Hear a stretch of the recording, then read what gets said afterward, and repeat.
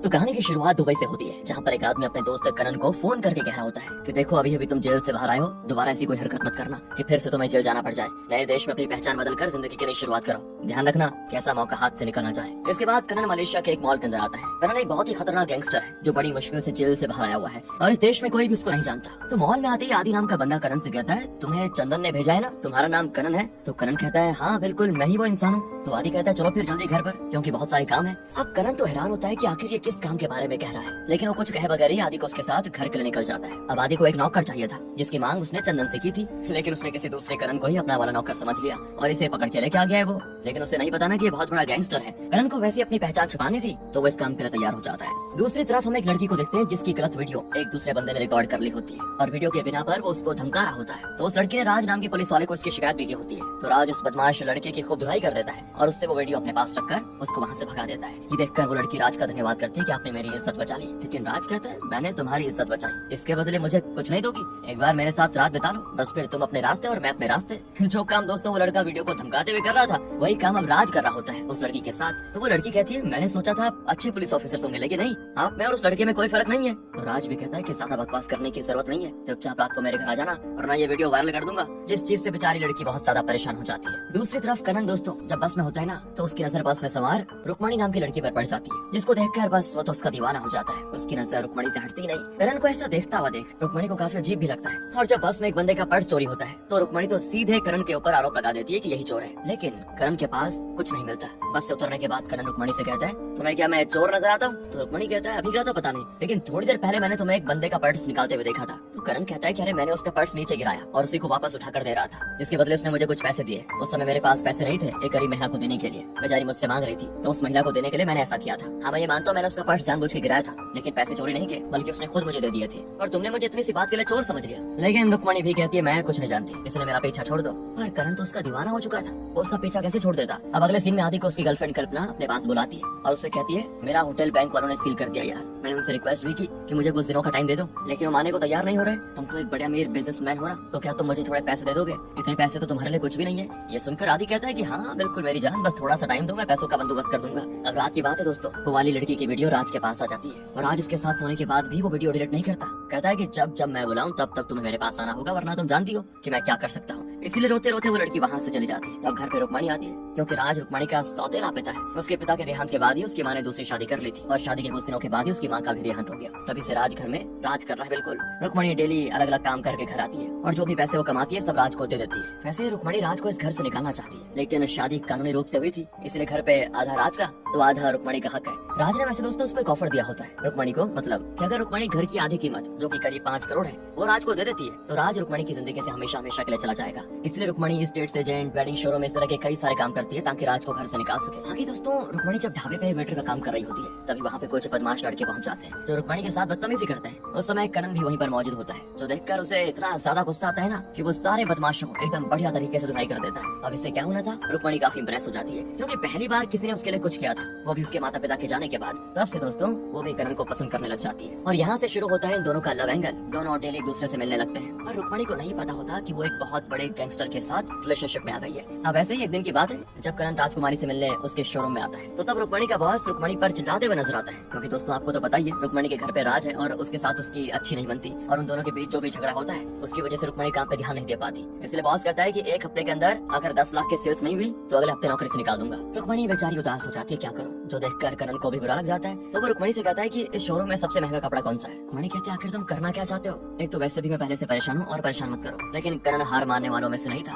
वो दूसरे बंदे से कपड़े का दाम पूछ लेता है जो कि 10 लाख का होता है। इसलिए करण बिना रुक्मणी को बताए आदि को फोन करके कहता है तुम तो बड़े बिजनेसमैन हो ना, 10 लाख उधार दे दो बाद में लौटा दूंगा। और तब करण को पता चल जाता है कि आदि कोई बिजनेसमैन नहीं है दोस्तों, बल्कि भंगार बेचने का काम करता है। ये उसकी सच्चाई, पुराने सामान को लेकर उनको रद्दी के दाम पर बेचता है। करण कहता है मुझे तो पहले से ही लग रहा था कि तुम कोई बिजनेसमैन नहीं हो। तो आदि कहता है कि देखो कल्पना को इसके बारे में मत बताना वरना वो मुझे छोड़कर भाग जाएगी। अब करण कहता है कि अगर मेरा मुंह बंद रखना चाहते हो तो 10 लाख लगेंगे। अब आदि का दिमाग घूम जाता है कि इतना कबाड़ बेचकर भी कभी 10 लाख नहीं कमाए तो इसे क्या दूं मैं। पर करण के धमकाने पर वो उसे धर्मन नाम के आदमी के पास लेकर जाता है जो लोगों को लोन देता है। लेकिन वहाँ पर आने के बाद उन्हें पता चल जाता है कि धर्मन को अगर कोई लोन टाइम पर नहीं लौटाता तो धर्मन बड़ी बेरहमी से उन्हें मार डालता है। ऐसे जब वो वहाँ पर आए होते हैं ना तो धर्मन एक बंदे को जिंदा जला रहा होता है। ये देखकर आदि एकदम से घबरा जाता है कि नहीं मैं यहाँ बेकार आ गया, मैंने यहाँ से लोन लिया तो ये मुझे मार डालेगा। अब करण को भी समझ नहीं आता कि करे तो करे क्या करे, एक हफ्ते के अंदर 10 लाख चाहिए। तो उसको वहाँ कुछ लोग पोकर खेलते हुए दिखाई देते हैं, इसीलिए जितने पैसे अभी करण के पास होते हैं उनसे वो पोकर खेलने लग जाता है। और दोस्तों करण पोकर का एकदम एक्सपर्ट खिलाड़ी है, इसलिए वो एक के बाद एक करते हुए कई सारे राउंड जीत जाता है। जितने भी राउंड वो खेलते हैं ना, कोई नहीं हारता। जिस चीज को देखकर धर्मन हैरान, तो वो खुद करण से पोकर खेलने आता है। करण को भी इससे कोई फर्क नहीं पड़ता,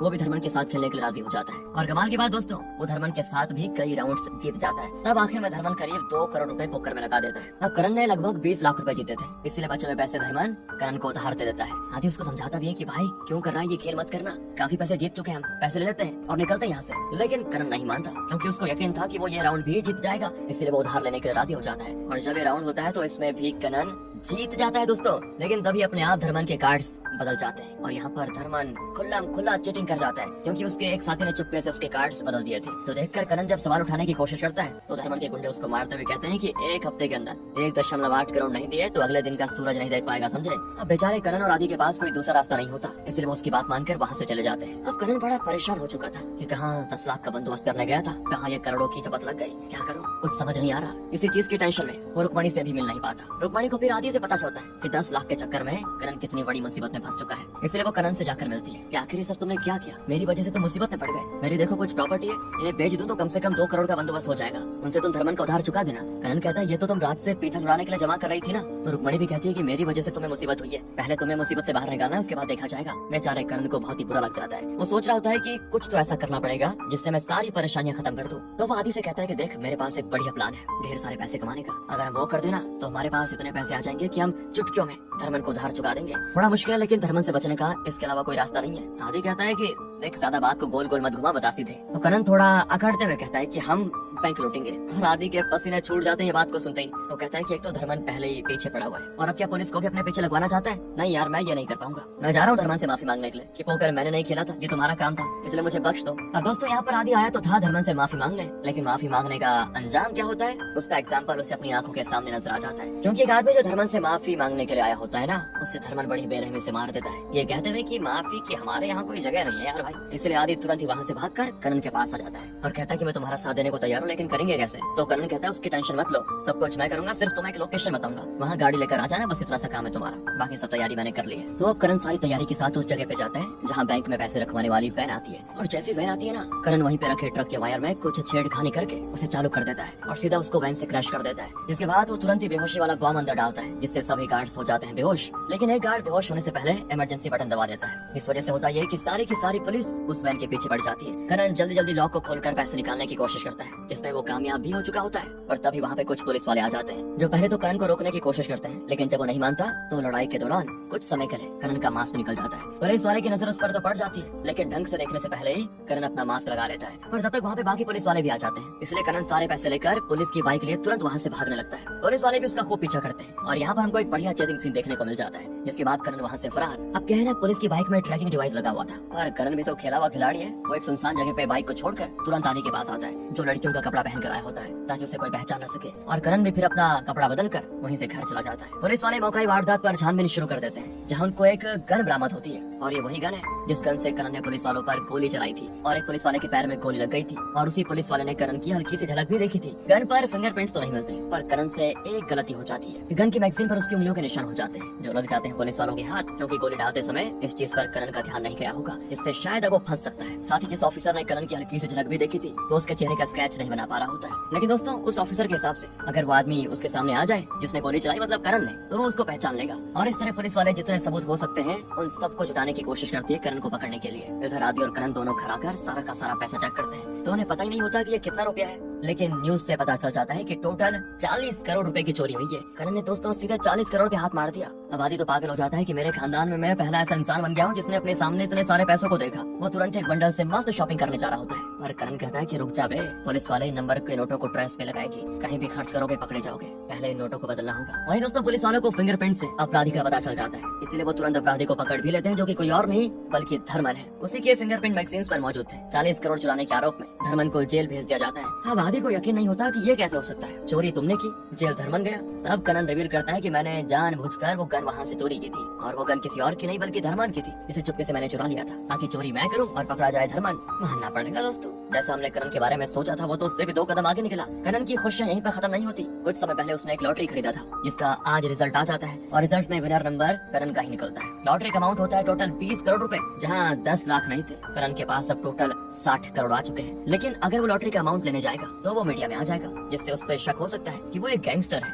इसलिए वो आदि को भेज देता है अपने बदले लॉटरी का पैसा लेने के लिए। और बेवकूफ आदि जब कल्पना से बात कर रहा होता है तो वो कॉल कट करना भूल जाता है, जिस वजह से कल्पना उनकी सारी बातें सुन लेती है और अब बैंक चोरी की बात उसको भी पता चल जाती है, जिस चीज से वो बिल्कुल हैरान। फिर करण उसको बताता है कि ये सब उसने रुक्मणी का राज से पीछा छुड़ाने के लिए किया और ये सुनकर कल्पना भी इस बात को सभी से छुपाने के लिए मान जाती है, जिससे करण हो जाता है खुश। साथ ही वो लॉटरी का सारा पैसा कल्पना को दे देता है, जिससे कल्पना का होटल दोबारा से हो जाता है शुरू। अब अगले सीन में करण एक बढ़िया सी गाड़ी और वही 10 लाख रुपए वाले कपड़े रुक्मणी को भेजकर एक 5 स्टार होटल में बुलाता है, जो देखकर रुक्मणी को यकीन ही नहीं होता कि अचानक से करण के पास इतने पैसे कहाँ से आ गए। करण रुक्मणी को 5 करोड़ देते हुए कहता है इसे राज को देकर उसे घर से बाहर निकाल देना, उसके बाद तुम्हारी जिंदगी में शांति आ जाएगी। लेकिन शांति तो आने से रही पर मुसीबत जरूर आ जाती है। राज वहाँ पे पहुँच चुका होता है और वो जब करण को देखता है तो तुरंत ही पहचान लेता है कि ये तो वही चोर है जिसने बैंक लूटा है, क्योंकि दोस्तों करण ने जिस पुलिस वाले को गोली मारी थी वो राज ही था। अब राज पैसे देखकर करण से कहता है कि वाह बड़े जल्दी जल्दी नोट बदलवा दिए ताकि किसी को शक भी ना हो। करण लॉटरी के 5 करोड़ लेकर आया हुआ था। करण समझ जाता है कि राज सारी चीजें जान चुका है, इसीलिए राज करण को धमकाते हुए कहता है कि मुझे पूरे के पूरे 40 करोड़ चाहिए,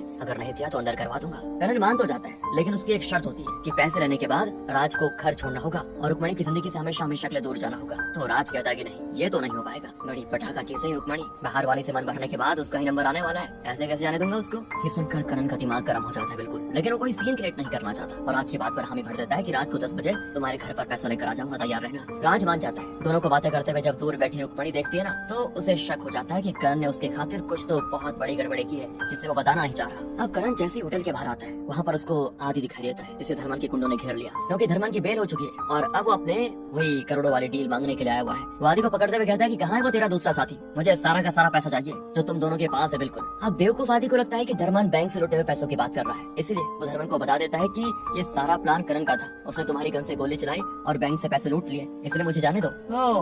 ये सुनकर धर्मन समझ जाता है कि अच्छा मतलब इन सब के पीछे वो करण ही था। और अब धर्मन और उसके गुंडे आदि और करण के पीछे पड़ जाते हैं, पर बड़ी मुश्किल से दोनों अपनी जान बचाकर वहाँ से भाग निकलते हैं। इधर रुक्मणी करण से सारी चीजें जानने जब उसके घर आती है ना तो उसको वहाँ बैंक से सारे पैसे दिखाई देते हैं। ये देखकर उसकी आंखें बिल्कुल दंग रह जाती हैं। तब कल्पना उसको सारी बातें बताती है कि जो भी करण ने किया वो सिर्फ तुम्हारे लिए किया है। तभी वहाँ पे करण भी आ जाता है और वो रुक्मणी को राज के दिए हुए ऑफर के बारे में बताता है। ये सुनकर रुक्मणी को इतना गुस्सा आता है ना कि वो अभी के अभी राज को जान से मार दे, लेकिन करण उसे रोकते हुए कहता है शांत हो जाओ, मेरे पास एक बढ़िया प्लान है, अगर हमारा प्लान सफल होता है तो अच्छे खासे पैसे भी हमारे पास होंगे और हमें कोई पकड़ भी नहीं पाएगा। इस पर सारे लोग मान जाते हैं और प्लान के हिसाब से काम शुरू होता है। तो सबसे पहले आदि धर्मन के एक साथी जो कि उसका पुराना रिश्तेदार है उसको फोन करके कहता है कि धर्मन से मुझे बचा ले, वो मुझे मार देगा, प्लीज मेरा एक काम कर, मेरा पासपोर्ट धर्मन ने ले लिया है, कैसे भी करके उसके पास से मेरा पासपोर्ट लेकर मेरी बताई जगह पर आ जा ताकि मैं ये शहर छोड़कर भाग जाऊं। पर फोन स्पीकर पे होता है जिसको धर्मन भी सुन लेता है और वो आदि के रिश्तेदार के साथ उसके पास जाने के लिए निकल जाता है ताकि आदि और करण से पूरे के पूरे 40 करोड़ ले सके। तो वहाँ पे आके धर्मन आदि को पकड़ लेता है कि बता करण और पैसे कहाँ पे है। तो आदि डरते हुए उसको राज के घर पे लेके जाता है, क्योंकि यही तो प्लान में शामिल भी था कि धर्मन को राज के घर लेकर आना है। तो वही कल्पना क्लब में आकर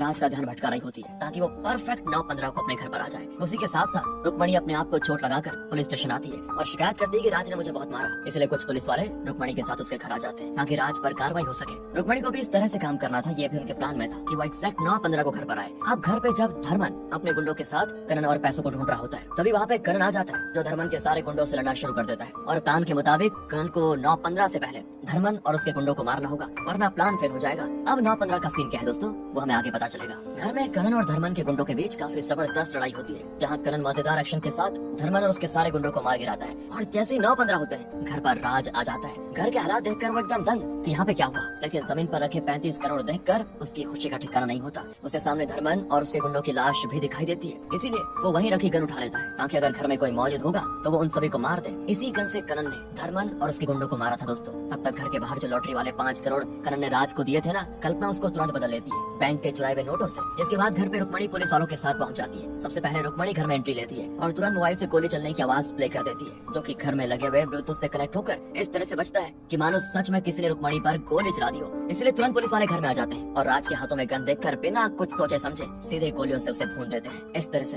धर्मन और राज दोनों का खेल खत्म। बैंक के 35 करोड़ घर के अंदर से और बचे हुए 5 करोड़ राज की गाड़ी से पुलिस वालों को बरामद होते हैं। इससे पुलिस वाले ये अंदाजा लगा लेते हैं कि पैसों को लेकर धर्मन और राज के बीच में बहस हुई होगी, इसलिए राज ने धर्मन को मार दिया क्योंकि गन तो राज के हाथों में थी। और 40 करोड़ राज के पास से मिलने पर आरोप लगता है कि असल मास्टरमाइंड चोरी का राज ही था, जिसने बैंक से पैसे चुराए। और इस तरह करण ने एकदम से जबरदस्त दिमाग लगाकर सारी मुसीबतों से खेल लिया और अपने सभी साथियों को न सिर्फ बाहर निकाला लॉटरी के बचे हुए पैसों से, अब वो खुलेआम चैन की जिंदगी गुजार सकते हैं। कोई उन पर सवाल करने वाला भी नहीं है। अब राज की मौत की खबर जैसे उस वीडियो वाली लड़की को पता चलता है, उसको बहुत ज्यादा खुशी मिलती है कि अब मुझे दोबारा कभी इसके पास नहीं जाना होगा। तो मूवी के आखिरी सीन में करण और बाकी आराम से बोट पर मस्ती कर रहे होते हैं, पर आदि अभी भी एक चीज को लेकर बड़ा परेशान होता है कि एक बात समझ में नहीं आई, चंदन ने मुझे नौकर भेजा था ना, पर ये नौकर तो कितना दिमाग वाला निकला। यही बताने के लिए वो चंदन को फोन करके कहता है कि तेरा भेजा हुआ नौकर बड़ा कमाल का निकला, करोड़पति बना दिया उसने मुझे, ऐसे 2-4 करण और भेज दिया कर। तो चंदन कहता है कि अबे किस करण की बात कर रहा है, जिसको मैंने भेजा था वो तुझसे मिल ही नहीं पाया, वो तो मेरे सामने बैठा हुआ है। आदि अब बिल्कुल हैरान, क्योंकि अभी तक आदि को पता नहीं चला कि ये करण कोई और ही है।